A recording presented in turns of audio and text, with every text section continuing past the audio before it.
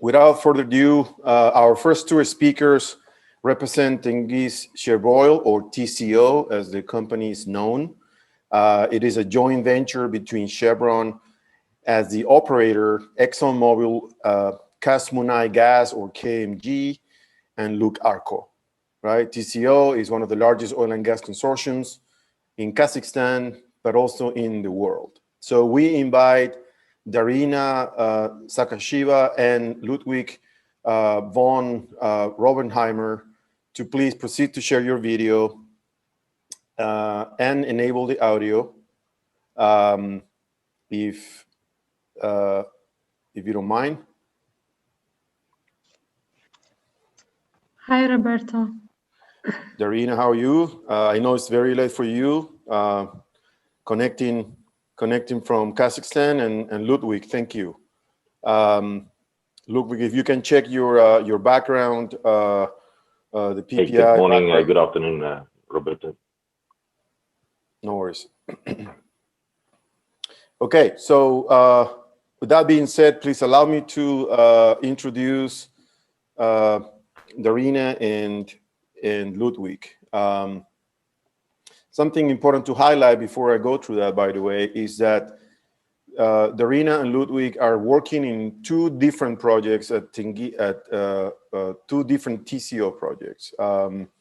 They are both applying computer-aided production engineering, or CAPE, as it's sometimes called, at different project stages. So they bring a combined and a very interesting story about how CAPE has been applied in construction and how CAPE is being applied in early engineering, okay? But first, let's go very quickly through some backgrounds. Darina, let's start with you. Darina has been the project production management lead at TCO, two TCO projects, the Northeast Ring project and the KTL switchgear, where she's currently working on. She has spent the last 15 years in TCO's capital projects organization and has held a variety of roles, including the deployment of the Chevron project management system across the portfolio of major capital projects in TCO. Darina holds a bachelor's degree in petroleum engineering from Kazakhstan University. So thank you, Darina, for joining us, and welcome. Ludwig. Ludwig is currently the productivity manager for the gathering system team at the TCO Future Growth project in Kazakhstan. He has extensive experience in continuous improvement strategies and processes, who he has been able to apply to several Chevron projects in the last 10 years. Ludwig holds both a master's and bachelor's degree in industrial and systems engineering, and is currently enrolled in an MBA program for logistics and supply chain management. He's joining us from Perth, Australia. So thank you very much to both of you. And I request, please, that you, Ludwig, I think you're going to be the one sharing the screen. I will ask you, Ludwig, to unmute yourself. Darina, please remain muted until it's your turn in the presentation. So from here, I will leave you the stage to you, Ludwig. Thank you. Yes, thank you for that introduction, Roberto. So again, thank you all for the opportunity. So today I would like to talk about how we apply computer-aided production engineering at TCO.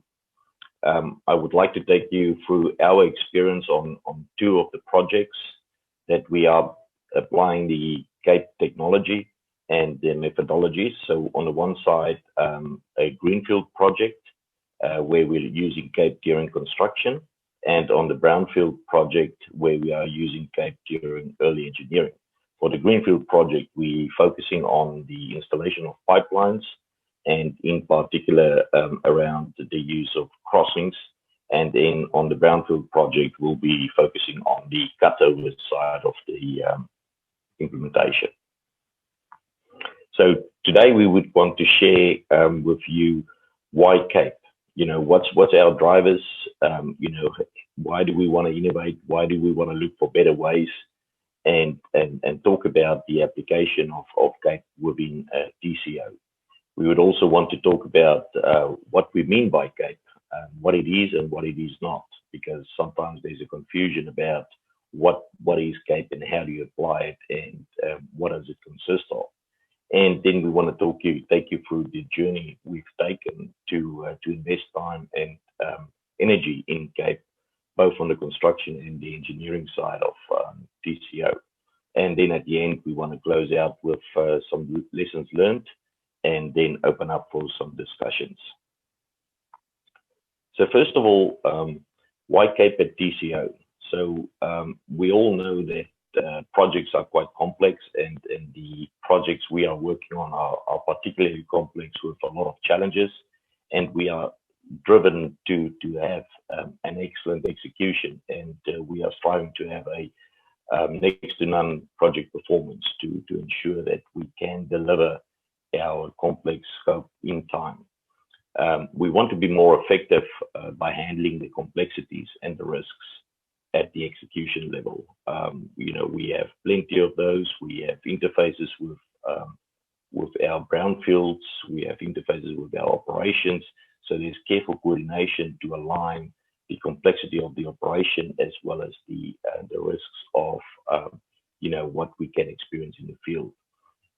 We then want to be able to better define and design how we do field operations before we actually execute them. So we want to get the test drive, the what if capability before we actually go test that in the field and run into trouble. Because once you're in the field and start executing, you don't have a lot of options to do trial and error. Outside of the field area, you have the option to do some trial and error beforehand and then decide on the best way forward. So that's part of the why CAPE is important to us. And then we want to be able to say how best is it simultaneously design the asset and the process to build, and then use that knowledge to apply to the next operation and for future applications. So what are we implementing? So I want to take you through the process of CAPE and then highlight certain elements of what CAPE is and what CAPE is not. So let's talk about what is CAPE. So CAPE is about designing and optimizing field operations. You know, whether it's repetitive or whether it's once-off, where you want to get a clear understanding of the complexities and you know, the intricacies of complex engineering or complex process where you're not 100% sure how that's going to be applied in the field. You've got one chance in engineering to get it right. We all know how costly it is to fix an engineering problem after the fact. So we want to make sure that we have the right process when we implement and the right product when we implement that once we go to the field. What CAPE is not, it's not really a constructability review, you know, and to look at the interfaces. That's done by construction.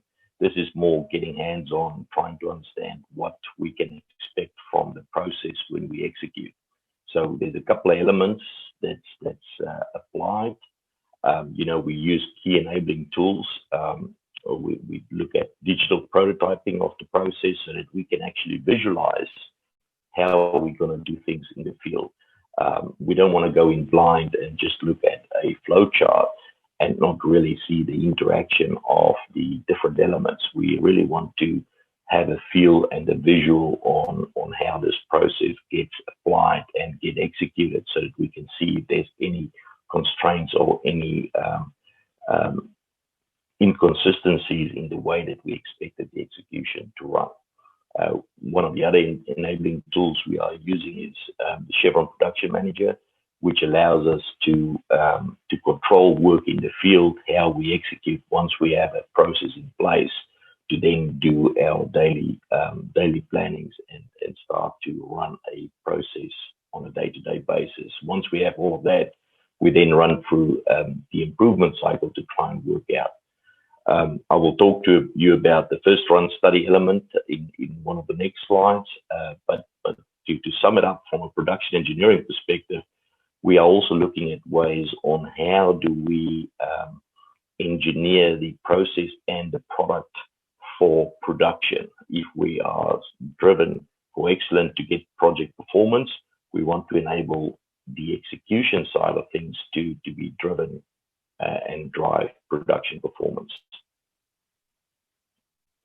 So this is where we all started. About a year ago, we looked into one of our first applications of GAPE, and this is a complex network of expansion loop boxes, about 93 of those, and you can see the little arch in the top left photo, which is a visual of the part of the model. But we had to do about 93 of these boxes, which consist about, if you lay it all out of all the individual parts, it's probably more than 10,000 individual pieces to make all of these boxes.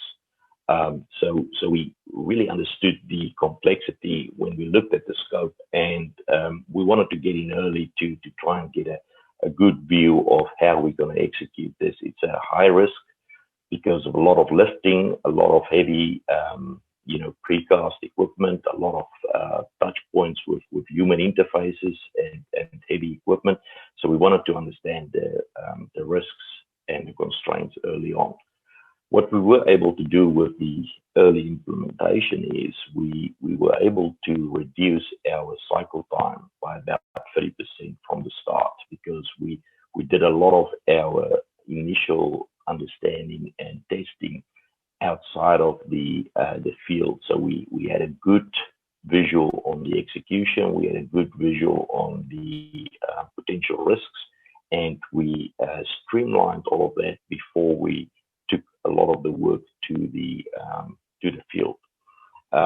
When we did the study, we identified specific design issues that was constructed by the engineers to, where they thought the design would be better off with some of these changes. And when we highlighted some of those, we recognized that it's probably not needed because of the weight and the size of these equipment. We don't need to include all these smaller details that is there to aesthetically align some of these boxes. So which I'll show in the next slide.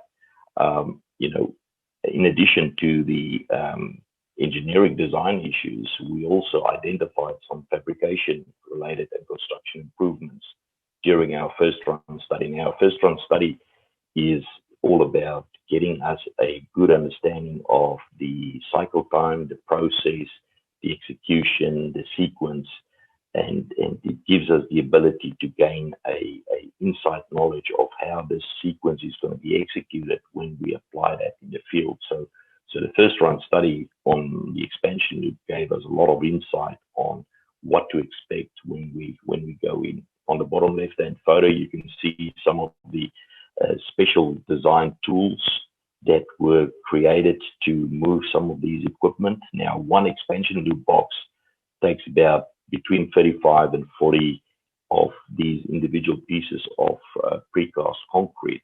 Precast concrete weighs between 5 to 9 tons, depending on the size.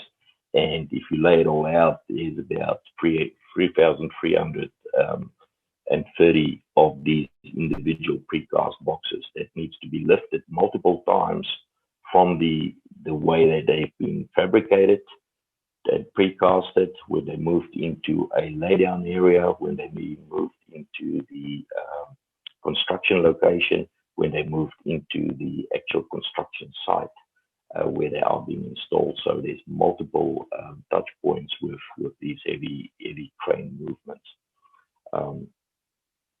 So let's walk you through a bit about the how we designed the process. So I talked about visualizing and testing the design of the process. So on the left, you can see how the design of a expansion loop came about when we utilize the model. Now, one of the things I need to highlight is that you all might think that this is all done by engineering before you actually do this. This was actually done post-engineering, and we utilized 2D drawings from the engineering department to generate a model. So it wasn't part of the engineering exercise. It was getting ready for construction when we picked up the scope, and we utilized the technology to generate the 3D visualization for us, and we overlaid the individual process steps to then able to walk the process and try and see how these individual pieces will be connected to be implemented.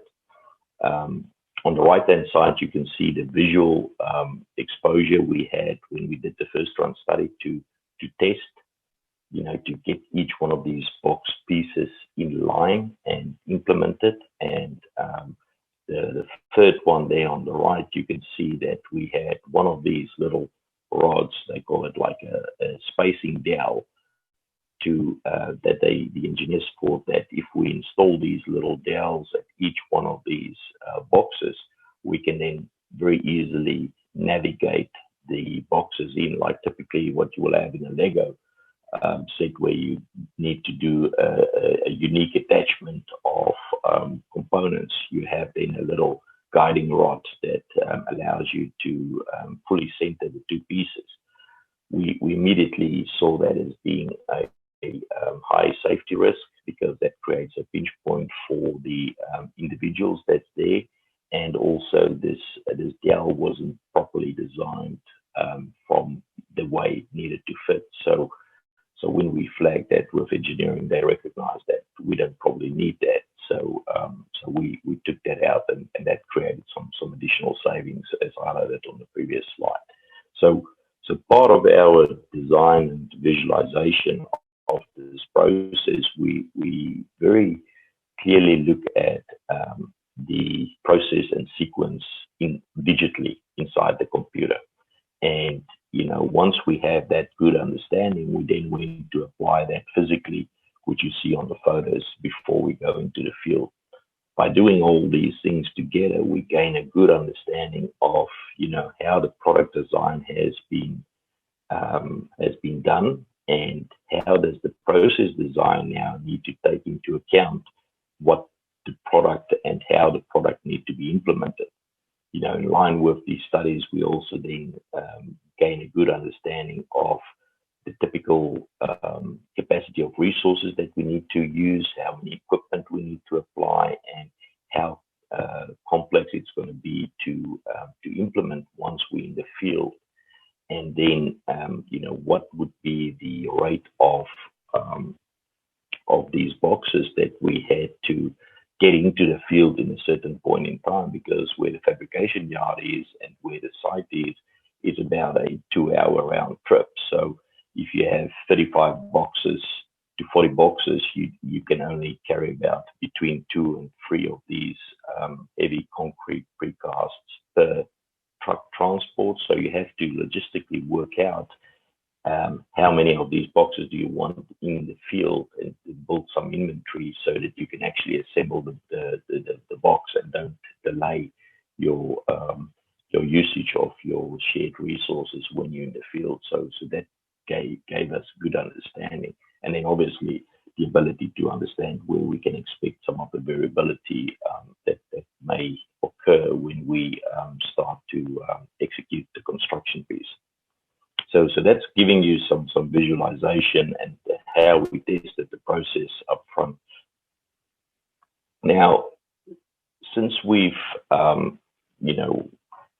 implemented started constructing the expansion loops, we recognize that we may want to utilize the same functionality in our pipeline crossing scope. Now, the pipeline crossing scope is probably one of the largest networks of crossings, and we have to do about more than 4,000 crossings across the entire landscape of where we work with implementing our pipeline. So on the left-hand side, you can see a very detailed network of a complex net of these crossings.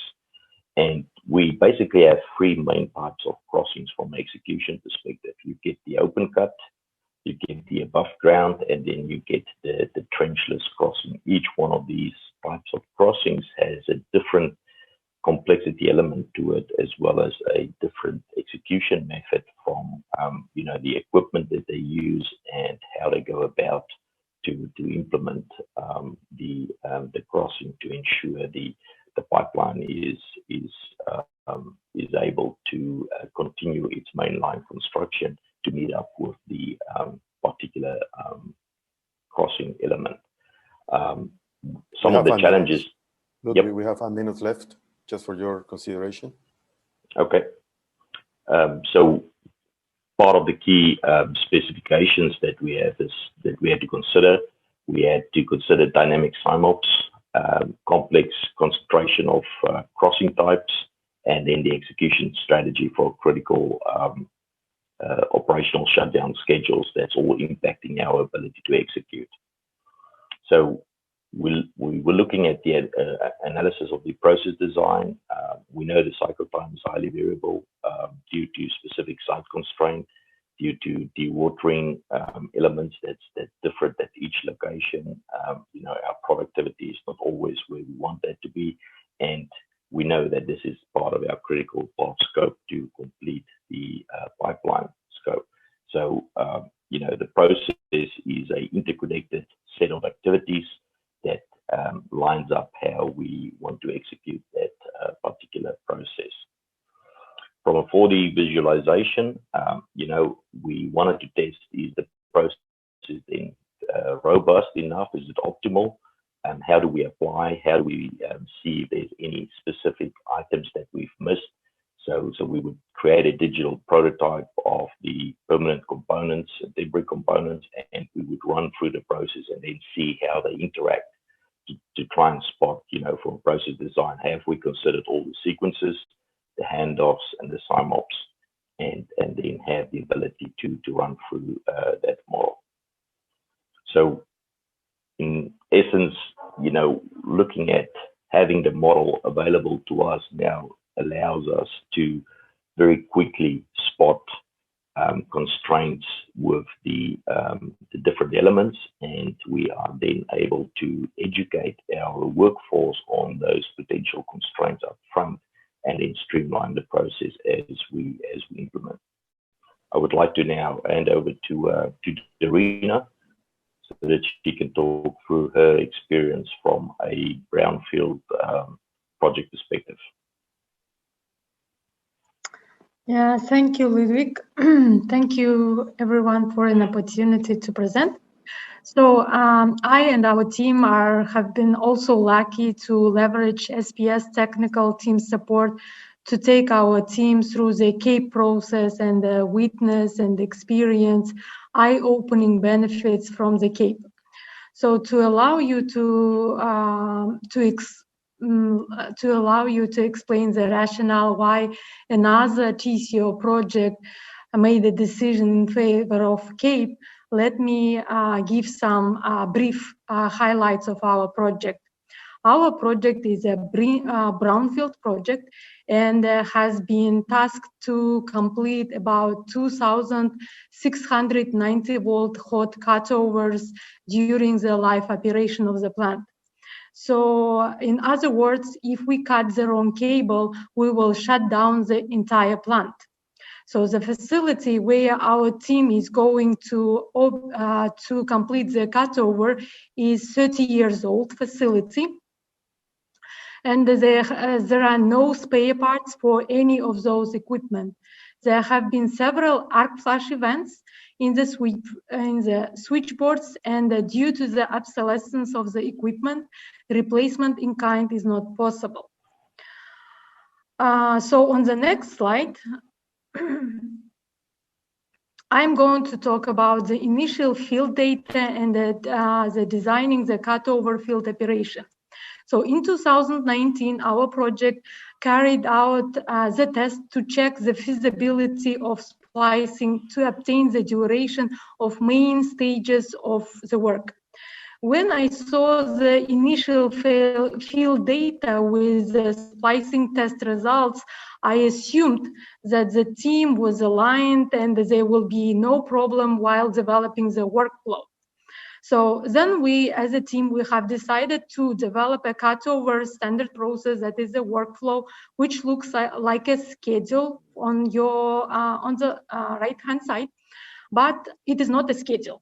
It is a workflow of the cutover process, but from workers' standpoint of view. So usually when we are developing a standard process or workflow, we selfishly think from a management standpoint of view. But here, while developing the workflow for CAPE, we had to think, put ourselves into the worker. So as Ludwig mentioned previously, product design is interlinked with process design. If product design changes, then it impacts the process design and the vice versa. We were not able to finish the development of a workflow in one day, as assumed at the beginning. It took us a month to make sure that everyone is producing the movie and we would like to watch the same movie. During the product design, we haven't realized the sources of variability and capacity, that there is different like an inventory and capacity, like number of crews, whether the crews will be working simultaneously, what type of equipment we have to use, like a multimeter, ohmmeter, Megger test, insulation resistant test, and that there might be different cables, PVC cable, XLPE cable, those sources of variability. Having realized different sources of variability, we have developed one design of the process for cutovers that we can move forward with. However, since we currently our project in phase 2 and just moving to FIT, I cannot say that the current process design is final. For us, it is an iterative process. So, which means more design, more engineering is done, more data will be fed and into this process, and which we will use to refine the process design. And we can better address the variability in these early stages. We have 2 minutes left, Darina, if you don't mind getting to a closing remark. Yep. Thank you. So on the next slide, we wanted to show the current conditions of the product existing infrastructure from the point cloud. We are currently refining the process and understanding the interaction between the point cloud and the product design. The advantage for us for doing the CAPE for our project was that we could overlay the model on the point cloud data, and we have realized how congested the area is. Our assumption that we were going to use 3-4 crews working simultaneously won't work when we having seen this product design. So on the next slide, you will see that that we are taking it to the next level. We are currently creating 4D animation, which is on your right-hand side at the early stage, that allows us to validate if the processor is robust. And if the process is not robust, we are going to identify the weakest points and go back and redesign it. So that is the loop which you see from the workflow back to the process, and from the point cloud data to the workflow. So it is not, for us, it is not a single event, but it is an evergreen process. Most of the engineering efforts focus on developing the engineering. Where we have decided to do is to take it to the next level by developing the 4D visualization from the workers' point of view. Here you see that red cables are the existing old cables, and the green cables are going into the new substation, and the cutovers will be done on the top of the rack. And we have put scaffolding, which we have to erect in order to complete this work. And there's people who are standing next to the consumers, and there's a person who is using the boom track to make sure that he is completing the work. So the next slide, I think we are going to talk about the lessons learned here. So Ludwig, would you? Yeah, so thanks for that, Darina. So just to summarize, from what we were able to learn. So obviously, integrating the model with the process has allowed us to reduce the variability and understanding, what the constraints are from the product and process design perspective. It gives us the ability to focus on key areas and take the required actions and mitigations early on to further improve the cycle time, and increase the throughput. We wanted to use the learnings and experience from the execution reality, and we are using that to inform the model to allow us to implement further improvements and redesigning the way we do things. And, we are learning about the issues we had with the sequencing related to dewatering and backfilling operations within our crossing scope. So from our project standpoint of view, what we have learned on our projects that we were not aligned on the process at the start, and we had to take several reiterations to agree on a workflow. But at the end, every entire team, like an electrical team, project team, has been aligned, and now currently we have a good workflow. And there's another advantage was that CAPE has identified a lot of risks, bottlenecks, uncertainties, which the project team is going to work during the FEED stage. And also another advantage was we could overlay the model on the point cloud data, which allowed us to see the complexities of our brownfield scope of work, and which we will face during the cutover. Thank you so much. And I purposely allowed a little bit more time for you to finish your presentation. Just for our audience, we do have some flexibility on timing, as Ludwig and Darina has shared with us. We just experienced some variability. So, but we're going to use some time buffer in order to address that. Ludwig and Darina, thank you very much for your stories. Even though we don't have a lot of time, I would like to take you through a couple of questions that we're getting. We got several questions, but let me take one, and this is for you, Ludwig, it seems. The question is, you reduce cycle time by 30% in one of your applications. In parentheses, it says loops. Do you think there is more to gain, right? For instance, do you think we can reduce the cycle time even beyond 30%? What are your thoughts? Yeah, good question. So I think to recognize the 30%, that was done on the first 11 boxes. So we have about 82 to go. So I do think that we have some additional opportunities to improve our cycle time, and getting into out of the winter will give us a lot more to work on with the spring campaign. So once we get through the pandemic, that would allow us to progress with that scope of work that's been impacted this past year with the pandemic. But I do believe that we'll have additional cycle time savings.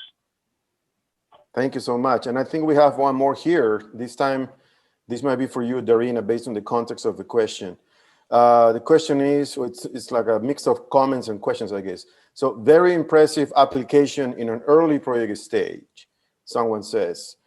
Something that took my attention was your point about concurrency of process and product design. However, in early engineering stages, the design is not yet fully completed. The question is, what challenges did you face with this, and how did you and your team address them in order to do what you did? So our team, as I mentioned, our team even completed like a pilot cutover execution on field.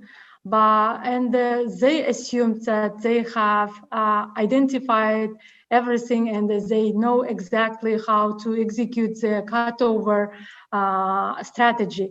But unfortunately, when it came, when we had to develop this workflow, we had to identify a lot of issues and the bottlenecks, which has been like taken as an action to work during the FIT. And now another effort which we are taking right now, based on Craig Evans' guidance, we are going to use a drone to do the survey around the plant and to identify, to get the answers for the questions which we don't know the answers to. Okay, and there's one more, I think this is for both of you, just to wrap it up. The question here, let me see if I get this right. If you haven't done, let's say that you haven't done CAPE, how do you think you will have done what you have done? What is the alternative way? I think in our case, we would have taken that pilot cutover strategy as as a Bible, and we would use that during FIT. And I believe we would, during the execution phase, we would face a lot of problems with the schedule and the cost. Interesting. Ludwig, what do you think about that?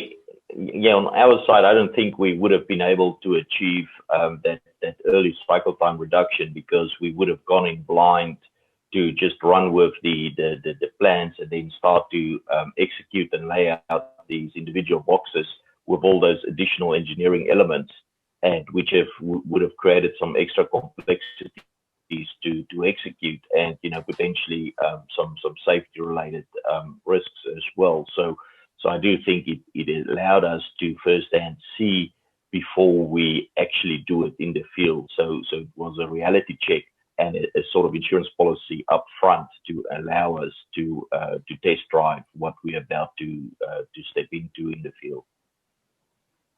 Excellent. Thank you very much to both of you. We do need to move forward. And so thank you so much, Darina and Ludwig, for being with us today. Very impressive work, I can tell you that. And now we're going to transition to our next session. So have a good day on your end.